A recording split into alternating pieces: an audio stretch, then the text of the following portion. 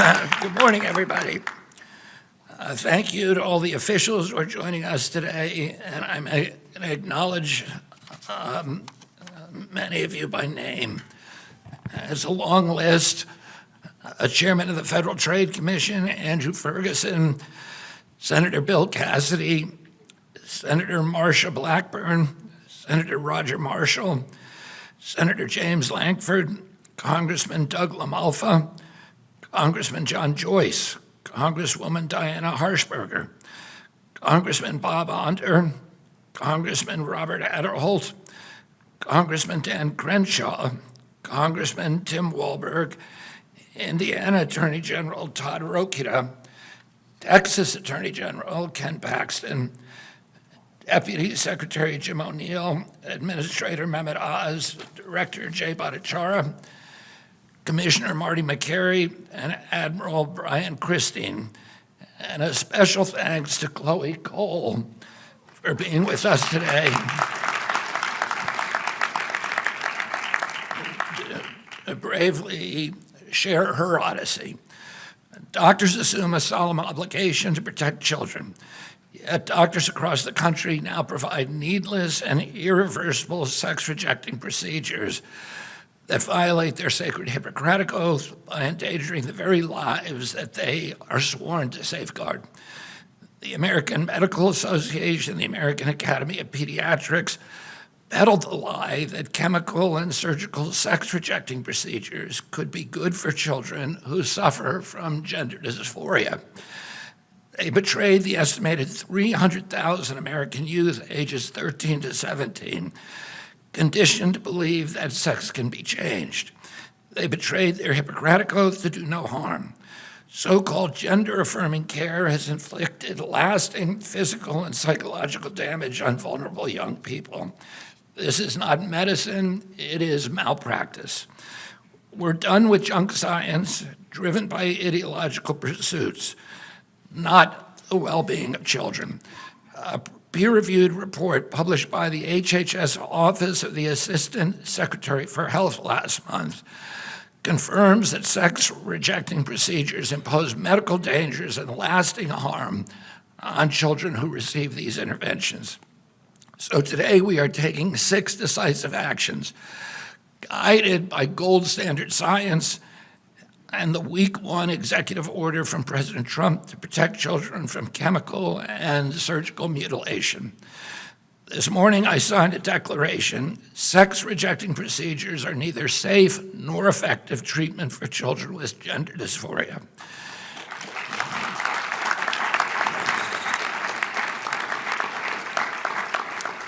These procedures fail to meet professionally recognized standards of care.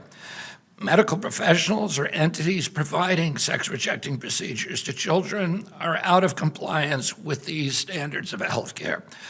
This declaration is a clear directive to providers to follow the science and the overwhelming body of evidence that these procedures hurt, not help, children.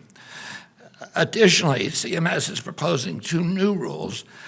The first rule will bar hospitals that participate in Medicare and Medicaid, which is almost every hospital, from performing these dangerous and harmful procedures. The second rule prohibits the federal Medicaid dollars from funding the sex-rejecting procedures on minors.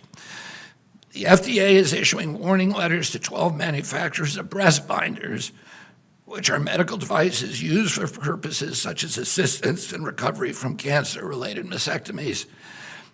The FDA is telling these companies that the illegal marketing of breast binders to children for the purpose of treating gender dysphoria commits significant regulatory violations and requires swift congressional or corrective action.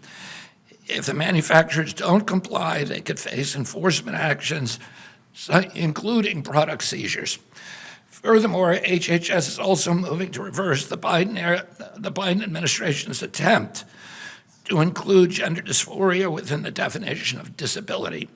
My uncle, Ted Kennedy, was the primary author of the Americans with Disabilities Act and of the 1978 amendments that strengthened the Rehabilitation Act. The Biden-era amendments that designated gender dysphoria as a disability serve the commercial interest of a predatory, multi-billion-dollar industry that betrayed the original intention of those laws and gendered widespread public resentments against those laws among the American people and discredited the statutes in the public mind. These are statutes that were designed to protect the most vulnerable Americans, and the misuse of these statutes for these purposes injures the statutes themselves and injures other people who are entitled to that protection and who Americans want to see protected. Our proposed rule will reassure recipients of HHS funding that policies preventing or limiting sex-rejecting procedures do not violate disability non-discrimination requirements. Finally, our Assistant Secretary of Health, Admiral Brian Christine, today signed a public health message to inform healthcare providers, families, and policymakers that current evidence does not support claims that puberty blockers, cross-sex hormones, and surgeries are safe and effective treatments for pediatric gender dysphoria. These announcements are grounded in evidence and shaped by compassion. President Trump has made child protection a national priority. The Make Our Children Healthy Again strategy demonstrates that commitment. Sex-rejecting procedures rob children of their futures. The Maha Commission strategy report calls for an end to over-medicalization of our children. Unnecessary medical interventions drive big money interests that push sex-rejecting treatments. Today's revenue for sex-rejecting drugs and surgeries in 2023 were estimated in one study to exceed $4.4 billion and on track to exceed $7.8 billion by 2030. One doctor was recorded callously describing sex-rejecting procedures as a big moneymaker. Hospitals rake in millions of dollars by convincing boys and girls that a lifetime of off-label prescriptions for estrogen and testosterone blockers, chest reconstruction surgeries, and more are the only way to achieve true happiness and belonging in life. It's wrong. The Trump administration will not stand by while ideology, misinformation, and propaganda push vulnerable young people into decisions they cannot fully understand and that they can never reverse. On my watch, HHS will stand for radical transparency and informed consent. We follow the evidence, we employ gold standard science, we honor the moral obligation to do no harm. There is divine worth in every person, and it shines most brightly in our children. That worth commands us to protect them. And as long as I serve as HHS Secretary, this agency will do so. Thank you all very, very much.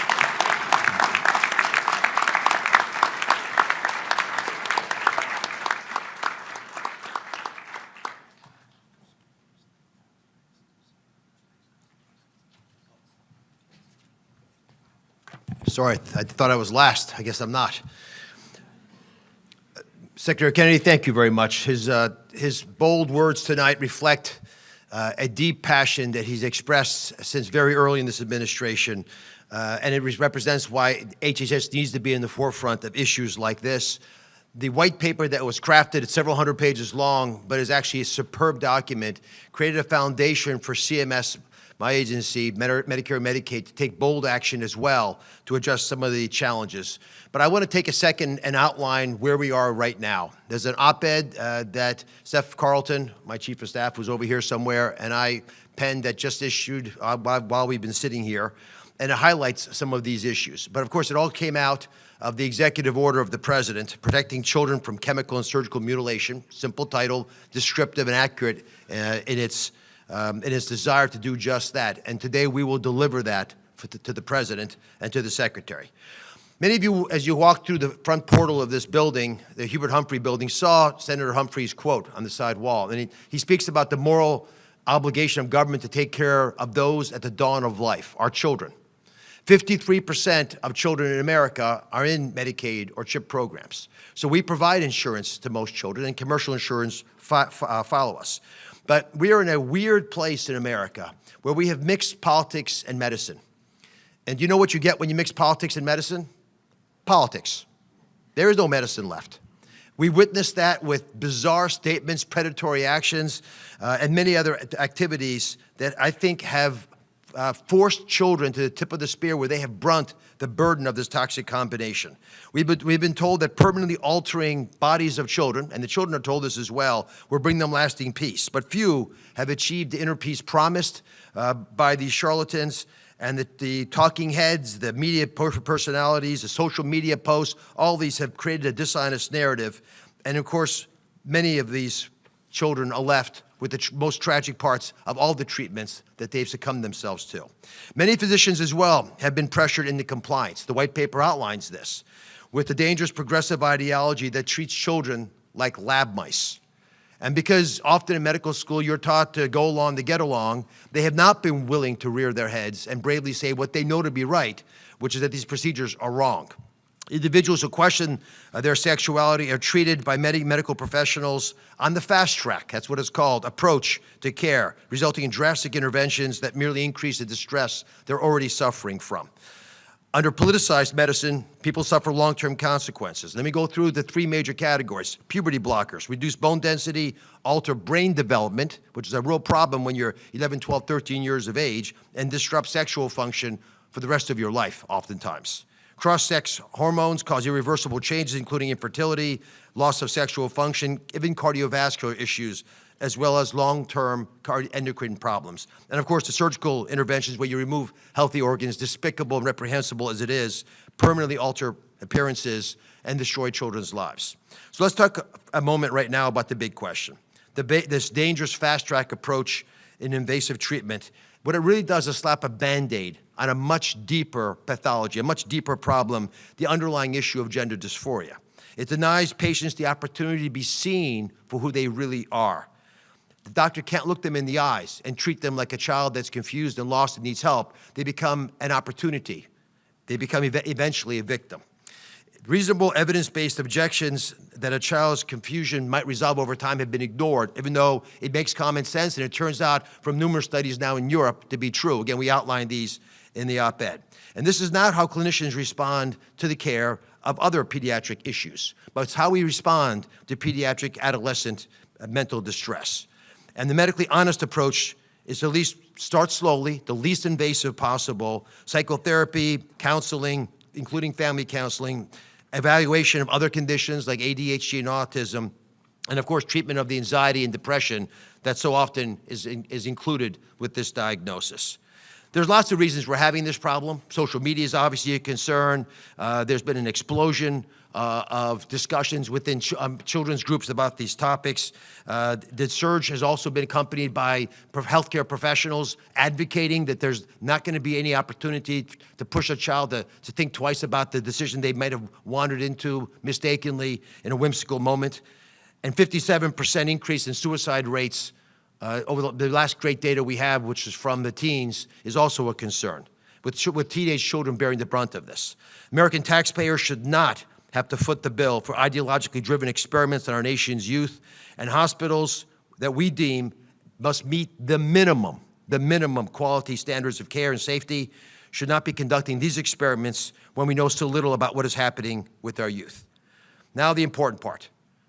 For these reasons, and I can go on and on, this document, the white paper that the Secretary commissioned is over 300 pages long, we're taking major steps at CMS to stop a funding process that has led to irreversible medical interventions with two major actions. The first, we're announcing a notice of proposed rulemaking that ends taxpayer funding of sex-rejecting procedures for children in Medicaid and CHIP, full stop.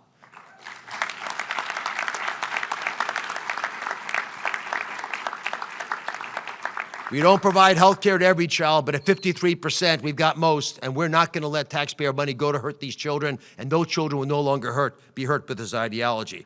We know that inflicting these procedures on young people costs them and the Medicaid system countless dollars, not just in medical bills, but also all kinds of downstream issues, while providers reap the rewards. Too many providers inappropriately profit from carrying out these destructive procedures. And I'm just going to go through this grotesque laundry list of prices just so you're on the same page with what Secretary Kennedy started teasing at. According to a 2022 JAMA data, so it's very recent, the typical vaginoplasty, a procedure a child does not need, costs $60,000. Shockingly, a phalloplasty, the creation of a penis, costs, on average, in America, according to this data, high quality, $150,000 per child. I do believe, with doing some work, that these prices have continued to increase with increasing manufacturer demand. And I must point out that the creation of a vagina, in that case of a phalloplasty, or a scrotoplasty where you add testicles, that's extra. This is a pathology that has afflicted the medical profession. It is shameful that clinicians have profiteered off this. I do not understand how it could possibly have been tolerated by the leadership of these institutions, but it will no longer be funded. And I can tell you, if they're so diehard desirous of helping children and they don't get paid, the question is, will they do these procedures? And I think we know the answer. The second big thing, that's $250 million over the next decade of savings to the taxpayer, but that's irrelevant to this issue compared to the harm to the next generation, to our future, because kids are always our future. Second, to reinforce the need to protect our children, we are announcing that certified Medicare and Medicaid hospitals, pretty much everyone in the hospital in the country, will no longer be permitted to perform certain sex-rejecting procedures on children. Any hospital that does offer sex-rejecting procedures to vulnerable populations of pediatric-age kids will no longer be able to participate in the Medicare and Medicaid program.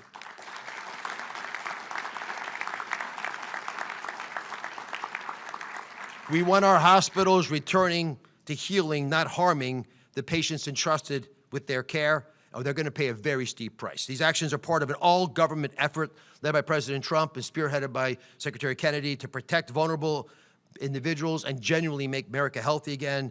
This is not just smart, science-based health policy. It is our moral duty, as Senator Humphrey mentioned 50 years ago. I'm passionate about this issue. My whole team is passionate about this issue. And Secretary Kennedy, God bless you for pushing forward on this.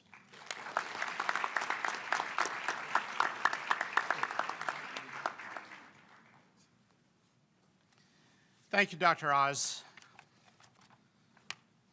One of the most barbaric features of a society is the genital mutilation of its children.